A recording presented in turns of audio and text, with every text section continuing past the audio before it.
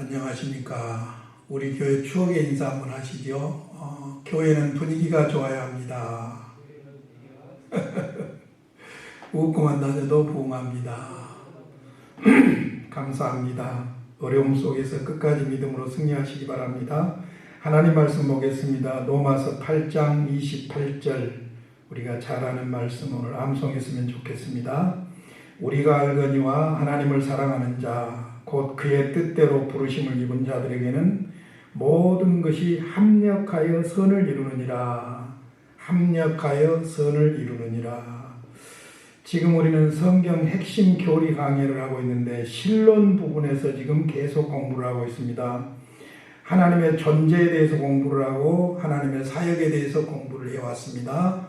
하나님의 사역은 크게 작정과 창조와 섭리가 있는데 지금 우리는 섭리 부분에 다다라와 있습니다. 하나님의 섭리란 무엇인가? 그냥 사전적인 정의로 보면은 우주 만물을 다스리는 하나님의 뜻 혹은 우주 만물을 다스리시는 하나님의 계획, 하나님의 역사, 그것을 섭리라고 부릅니다. 그래서 사실 섭리라는 단어를 많이 여러분들이 들어보셨을 것입니다. 근데 섭리를 정확하게 정의를 한다면 섭리란 창조주 하나님이, 여기 누가가 중요해요. 하나님이 자신이 만드신 피조물과 지속적인 관계를 맺고, 관계입니다. 피조물과 지속적인 관계를 맺고 보존하시며 통치하심을 말한다.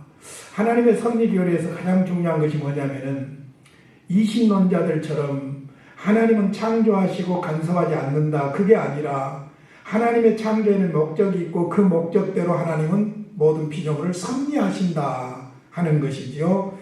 그래서 섭리에는 세 가지 요소가 있다고 했습니다. 보존과 협력과 통치입니다. 다시 한번 보존을 정의 내린다면 하나님은 피조물의 존재를 붙잡고 계시고, 여기서 존재를 붙잡고 계신다는 말이 중요하다고 그랬죠. 그가 창조하신 대로 그 속성을 유지시키고 계신다. 붙잡고 계신다. 유지시키고 계신다. 그래서 보존이라고 합니다.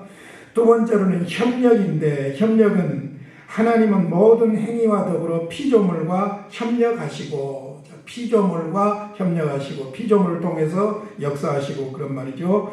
각 창조물이 가지고 있는 속성이 제대로 된 행위를 나타내도록 연출하신다. 협력하신다. 연출하신다. 그래서 협력에 대해서는 두 번에 걸쳐서 여러분들에게 말씀을 드렸습니다. 오늘 그 마지막으로 통치에 대해서 말씀을 드리도록 하겠습니다. 하나님의 섭리 가운데 보존과 협력과 통치 중에서 통치에서 가장 중요한 단어가 뭐냐면은 하나님의 목적이에요. 창조에 하나님의 목적이 있고 그 목적대로 모든 피조물을 이끄신다. 이끄신다는 말을 다른 말로 거버먼트, 통치한다. 행정부가 이끌어가듯이 이끄신다. 그런 말씀이 됩니다. 그래서 오늘은 통치에 대해서 말씀을 드리겠는데, 통치라는 것은 이 세계 속에서 하나님이 하시는 모든 것에는 하나님의 목적이 있다는 것이지요. 그러므로 그 목적을 위해서 하나님이 모든 것을 통치하시고 연출하신다. 그러니까 하나님이 왕으로서 모든 것을 통치하시고 연출하십니다. 먼저 성경 몇 구절을 소개해 드리겠습니다. 시편 103편 19절입니다. 여호와께서 그 보좌는 왕자를 말하죠. 하나님이 모든 만물과 모든 것에 왕으로서 통치하시는 것을 말합니다. 보좌를 하늘에 세우시고 그의 왕권은 통치권을 말하죠. 하나님이 보좌의 통치자로 계시고 그 통치권으로 만유를 다스리시도다. 만유, 모든 존재하는 것을 다스린다. 통치 행위를 하신다는 것이죠. 그러니까 여호와께서 그 보좌를 하늘에 세우시고 그의 왕권으로 만유를 다스리시도다 선언하고 있습니다. 다니엘서 4장 35절에 보니까 땅의 모든 사람들을 없는 것 같이 여기시며 하늘의 군대에게든지, 여기 하늘의 군대라는 말은 천사들을 말합니다. 다음 주에 이제 천사의 존재에 대해서 말씀을 드릴게요. 땅의 사람들에게든지 그는 자기 뜻대로 행하시나니, 하나님이 자기 뜻대로 행하신다는 겁니다. 그의 손을 금하든지 혹시 이르기를 내가 무엇을 하느냐고 할 자가 아무도 없도다. 하나님이 통치하신다는 말씀이죠. 그래서 로마서 8장 28절은 구속사와 관련해서 아주 중요한 구절인데 우리가 알거니와 하나님을 사랑하는 자 곧 그의 뜻대로 부르심을 입은 자들에게는 모든 것이 합력하여 선을 이루느니라. 모든 것이 합력하여 하나님의 보존과 협력이죠. 선을 이루시느니라 통치를 말하고 있습니다. 로마서 11장 36절에 칼빈주의 하나님 절대주권의 성경 요절인데 이는 만물이 주에게서 나오고 주로 말미암고 주에게로 돌아감이라. 그에게 영광이 세세 있을지어다. 아멘. 하나님으로부터 나온다. 하나님으로 말미암아 진행된다. 하나님에게로 돌아간다. 우리 개인사를 보더라도 하나님이 우리를 이 땅에 보내셨지요. 살게 하셨지요. 그리고 하나님께로 돌아가는 줄로 믿습니다. 그런 의미에서 하나님께서는 섭리하시는데 섭리의 세 가지 요소 보존과 협력과 통치에 대해서 그동안 쭉 말씀을 드렸습니다. 자, 이제는 하나님의 섭리 가운데 특별 섭리라는 것이 있습니다. 그것을 말씀드리려고 합니다. 특별 섭리를 다른 말로 기적이라고도 말하지요. 성경에는 분명히 기적이 있고 또 기적의 사건들이 존재하는 것도 사실입니다. 그래서 섭리의 성격은 두 가지가 있어요. 일반 섭리와 특별 섭리로 구분되고 있습니다. 일반 섭리는 지금까지 공부한 대로 보존과 협력과 통치하시는 하나님의 역사인데 무슨 말이냐면은 하나님이 모든 피조물들 소위 말하는 제1원인자가 하나님이라면 제2원인자들 자연과 피조물과 모든 법칙들과 원칙들과 이런 것들을 통해서 섭리하시는 것을 일반 섭리라고 그러죠. 그러니까 섭리라고 할 때 우리가 대개 일반 섭리를 말하는 겁니다. 그런데 비상섭리 혹은 특별섭리, 우리가 흔히 쓰는 말로 기적이라는 것이 있어요. 그것은 무엇이냐면 하나님이 직접적인 개입이에요. 다시 말하자면 제2원인자가 없이 하나님께서 직접으로 개입하셔서 역사하시는 경우를 하나님의 특별섭리 혹은 비상섭리 혹은 기적이라고 그렇게 말하는 것이죠. 그래서 하나님은 일반 섭리를 하실 뿐만 아니라 하나님의 목적을 위해서 특별한 경우에는 특별섭리, 비상섭리, 기적도 행하신다는 것이죠. 기적의 가능성은 성경에서 우리가 무수하게 찾아볼 수가 있는데 성경에서 기적을 빼면 하나님의 역사는 부정됩니다. 특히 구속사는 하나님의 기적이 없이는 이루어질 수가 없습니다.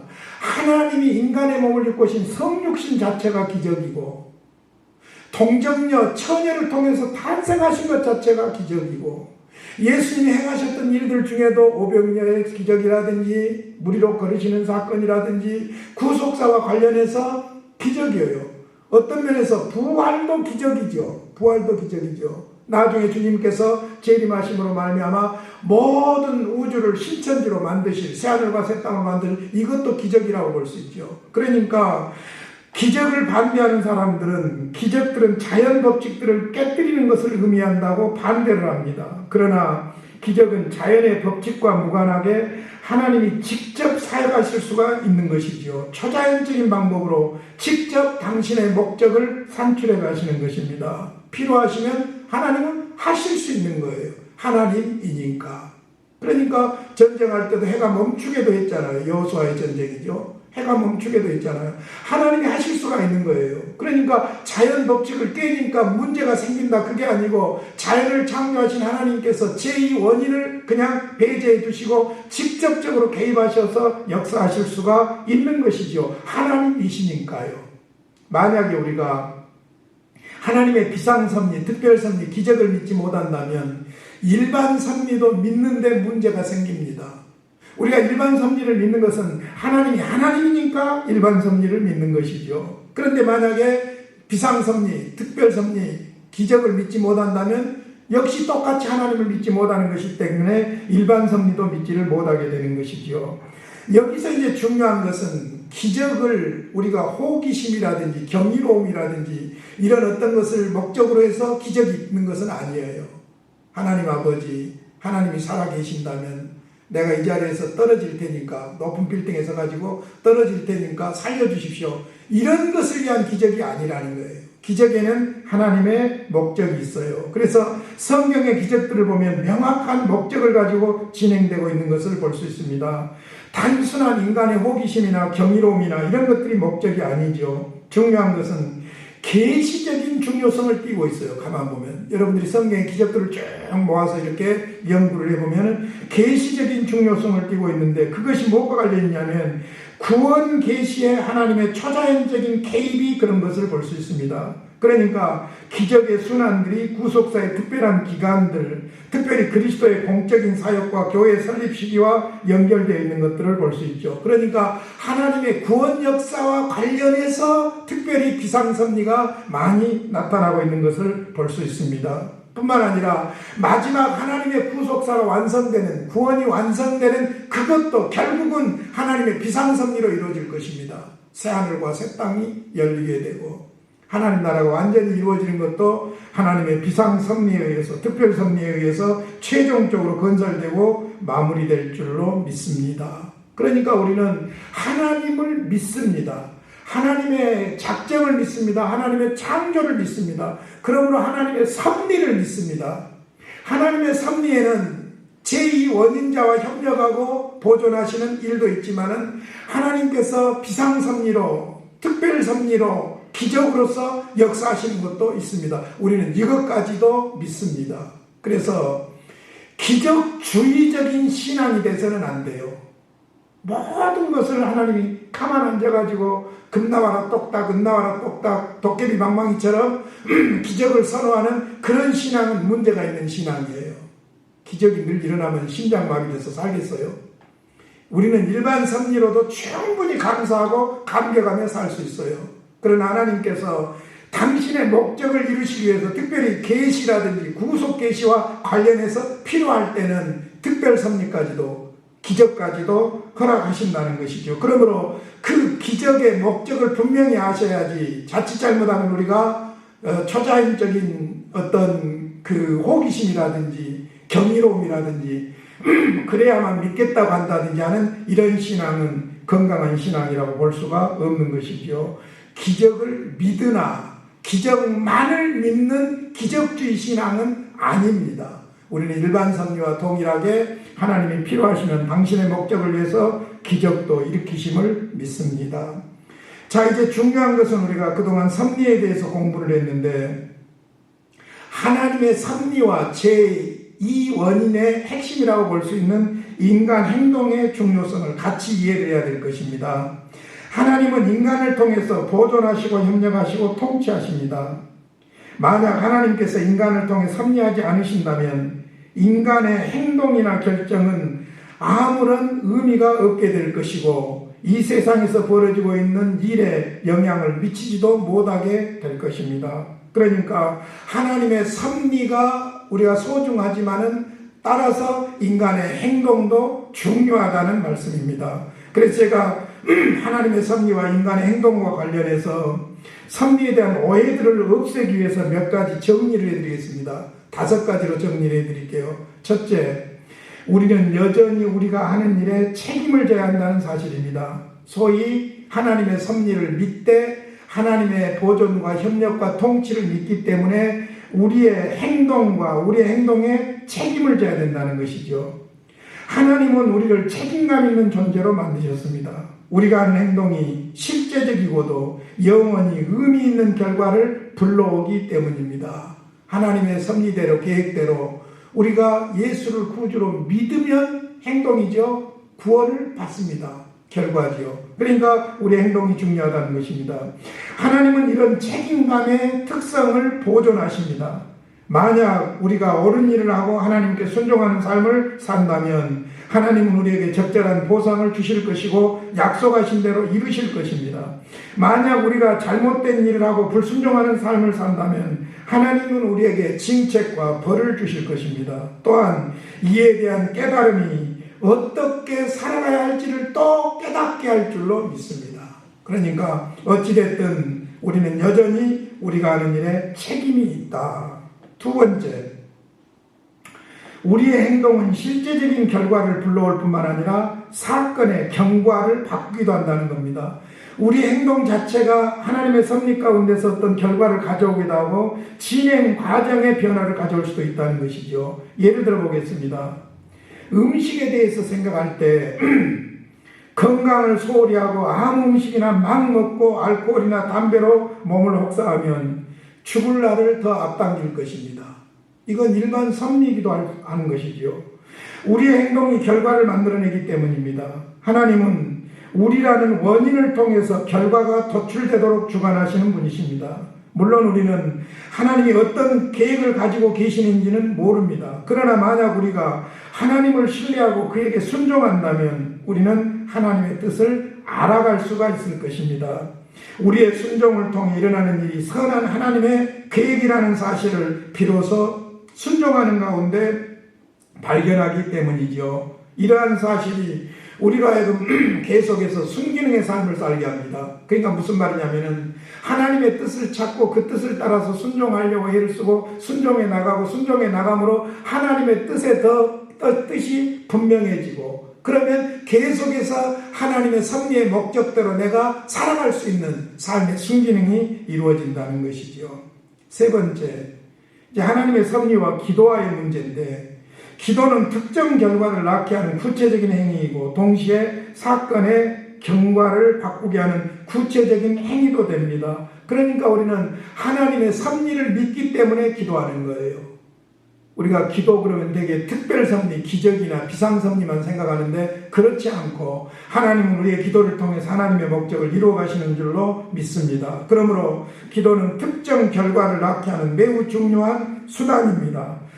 하나님은 이러한 기도를 주관하시는 분이시고 누구나 상황에 대해 열심히 기도할 때 기도를 통해 변화가 일어나는 상황을 경험하게 되고 하나님이 우리의 기도를 응답하시고 주관하시는 분이라는 사실을 깨닫게 되는 것입니다. 그래서 우리는 기도해야 돼요. 하나님의 일반 섭리를 믿는다든지 특별 섭리를 믿는다든지 그 믿음이 있는 사람일수록 더욱더 하나님 앞에 기도해야 될 줄로 믿습니다. 야고보서 4장 2절입니다. 너희는 욕심을 내어도 얻지 못하여 살인하며 욕심을 내도 얻지 못하니까 살인한답니다. 우리의 상황을 잘 말해주고 있죠. 시기하여도 능히 취하지 못함으로 다투고 싸우는도다. 왜 다투고 싸우는가? 내 맘대로 안 되니까죠. 너희가 얻지 못하면 구하지 아니하기 때문이요 구하여도 받지 못하면 정욕으로 쓰려고 잘못 구하기 때문이다. 먼저는 기도하라는 것이고 두 번째로는 바르게 기도하라는 것이지요. 하나님의 목적을 따라서 하나님의 섭리 안에서 기도하라는 것이죠.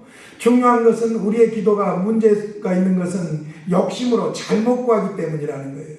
마치 우리가 할 일은 하지 않고 기적만 요구하는 기도를 드리는 것처럼 잘못 구하기 때문에 문제가 있다는 것이죠. 요한복음 16장 24절에서 우리 주님께서 친히 하신 말씀이 있어요. 지금까지는 너희가 내 이름으로 아무것도 구하지 아니하였으나 구하라 그리하면 받으리니 너희 기쁨이 충만하리라. 그렇게 말씀하고 있습니다. 자, 네 번째로는 우리는 반드시 행동해야 된다는 겁니다. 섭리 교리를 믿는 사람들은 하나님의 섭리를 믿기 때문에 게으른 것이 아니라 오히려 행동한다는 것이죠. 섭리 교리는 게으르게 그냥 수동적으로 기다리는 자세를 가르치지 않습니다. 하나님은 우리가 무엇을 하기 전에 잠잠히 기다리는 것을 원하실 때도 있어요. 그냥 무조건 일부터 저지르는 것이 아니라 기도하면서 하나님이 무엇을 원하시는지 하나님의 뜻을 묵상하면서 때를 기다리고 하나님을 의지하는 것을 기뻐할 때가 있다는 것이지요. 그러나 책임감 있게 행동하는 것 대신에 믿기만 한다는 명분으로 게으름을 피우는 것은 하나님의 섭리 교리를 왜곡시키고 있는 거예요. 하나님의 섭리 교리를 믿는 사람은 잠잠히 묵상하면서 하나님의 때를 기다리고 하나님을 의지할 뿐만 아니라 하나님이 이것이다라고 할 때에 행동해야 된다는 것이죠. 하나님이 다 알아서 해주시겠지? 그렇게 하고 내 할 일을 하지 않는 그것이 섭리교리를 믿는 신앙은 아니라는 것이죠. 섭리교리에 대한 바른 이해는 하나님의 주권을 완전히 신뢰하는 동시에 하나님의 계획이 이루어지기 위해서 보통의 수단을 활용해준다는 사실도 놓치지 말고 믿어야 돼요. 그러니까 우리의 생각, 우리의 행동, 우리의 느낌, 우리의 모든 것들이 다 합력해져서 하나님의 목적선을 이룬다는 사실이죠. 그러니까 섭리에 대한 건강한 믿음은 적극적인 행동을 불러일으키는 거예요. 하나님의 섭리를 믿는다고 하면서 가만히 기다리고만 있고 자기 할 일을 하지 않는 것은 섭리를 믿는 신앙이 아니지요. 마지막 5번째로 이것을 섭리교리를 마무리하면서 꼭 말씀을 드리고 싶어요. 그게 뭐냐면 우리는 하나님의 섭리교리를 다 이해할 수 없다는 것입니다. 인간은 유한하고 하나님은 무한하시기 때문입니다. 우리는 이해하도록 노력하되 이에 대해서 믿는 것이 아니라 성경이 말씀하시니까 믿습니다. 그러므로 성경대로 믿어야 되는 거예요. 자, 지금까지 우리가 하나님의 존재와 관련해서 삼위일체에 대해서 말씀드렸는데 이해가 됐습니까? 안 됐습니까? 안 됐습니다. 하나님의 작정과 예정 교리에 대해서 말씀을 드렸는데 우리가 다 이해가 됐습니까? 안 됐습니까? 안 됐습니다. 안 된 것이 아니라 못합니다. 자, 섭리 교리에 대해서도 우리가 공부를 했지만은 이론적으로 이렇다라고 할지라도 우리가 섭리 교리, 하나님의 섭리를 다 이해할 수가 없는 거예요.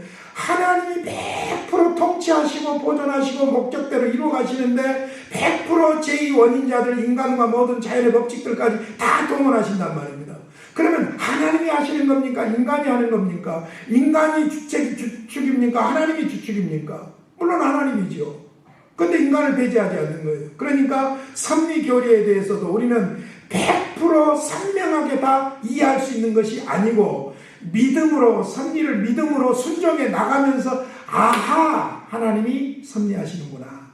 그것을 이해해 가는 것이죠. 그러니까 100% 이해가 되어서 섭리 교리를 믿는 것이 아니라 성경대로 우리는 믿는 거예요. 믿으면 점점 지식이 넓어질 줄로 믿습니다. 이제 섭리교리를 마치려고 하는데요. 섭리교리를 마치면서 여러분의 한 가지 질문을 해보겠습니다. 섭리교리를 공부함으로 내가 하나님을 더 신뢰하게 되었는가? 저는 섭리교리를 공부하면서 확실한 내 인생을 발견하게 된 거예요. 첫째는 하나님이 계신다. 두 번째는 하나님이 창조하셨다. 세 번째로는 그분이 섭리하신다. 중요한 것 이제 네 번째, 그분의 창조와 섭리 안에 내가 존재한다. 나와 무관한 것이 아니죠. 그러니까 하나님이 존재하신다, 하나님이 창조하신다, 하나님이 섭리하신다. 그 창조와 섭리 가운데 내가 존재한다. 그것이 고백될 수밖에 없는 것이지요. 한 가지만 더 설명해 볼게요. 질문해 볼게요. 섭리교리를 공부하면서 내 삶에 좋은 일을 세 가지만 뽑는다면 무엇인가? 저는 세 가지를 이렇게 뽑아왔어요. 첫째, 나로 태어난 것에 감사합니다. 나는 나예요. 창조주 하나님이 나를 이렇게 만들어 주셨고 하나님이 나를 섭리하고 계세요. 두 번째로는 나를 구원해 주심에 대해서 감사합니다.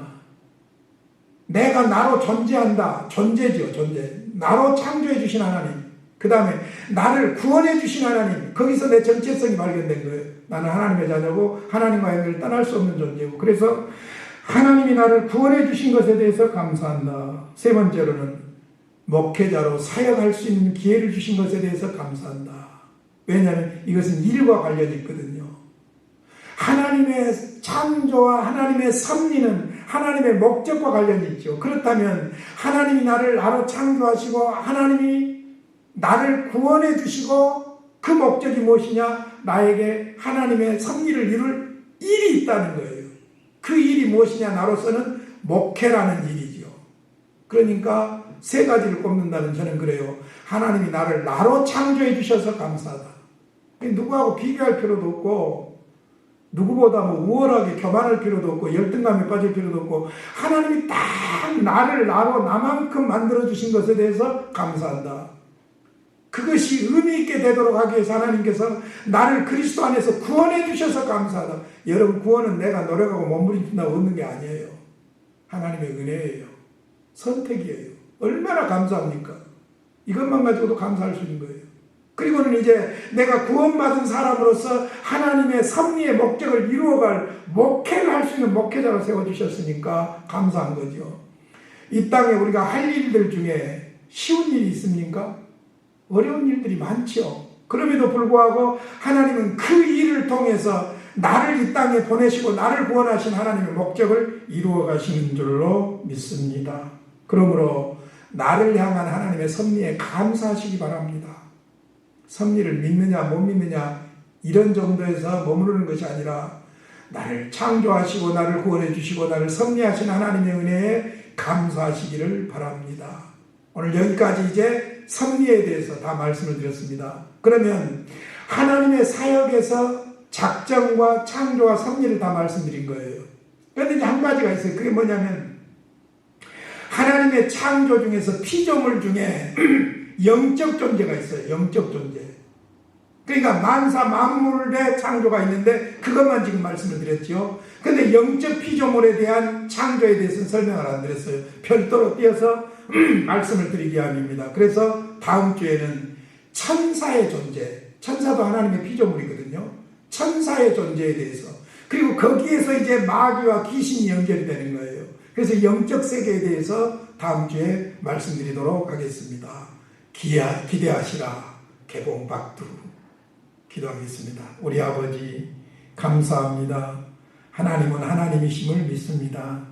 하나님이 작정하시고 창조하시고 목적대로 섭리하심을 믿습니다. 내가 그 창조 안에 있고 재창조 안에 있고 섭리 안에 있음을 감사합니다. 하나님이 없는 삶은 의미 없는 삶이고 하나님과 함께하는 삶이 의미 있는 삶인 것을 믿습니다. 하나님의 섭리가 나의 삶을 통해서 이루어지고 있음을 믿습니다. 감사합니다. 내가 영적으로 더 깊어지게 하시고 하나님과 가까워지게 하여 주시어서 나를 통해서 하나님의 목적이 이루어지게 하여 주시옵소서. 예수님의 이름으로 기도하옵나이다. 아멘.